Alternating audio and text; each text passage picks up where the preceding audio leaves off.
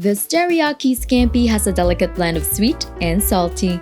So if you're looking for a delicious yet simple seafood recipe, watch this video and learn how to make your next favorite dish. In a bowl, add the shrimps and teriyaki sauce, then toss to coat. Let it stand for 10 minutes. Then, drain the shrimps and reserve 1/4 cup of the teriyaki sauce. In a large skillet, heat the vegetable oil and unsalted butter over medium heat. Melt the butter before adding in the shrimps and cooking it for 2 minutes. Stir frequently, then set aside. Using the same skillet, add in the green onions and garlic, then saute for 1 minute. Add the tomatoes and parsley and cook for 3 minutes.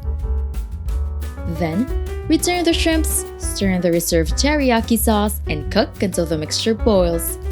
Serve over rice, drizzled with some shrimp sauce.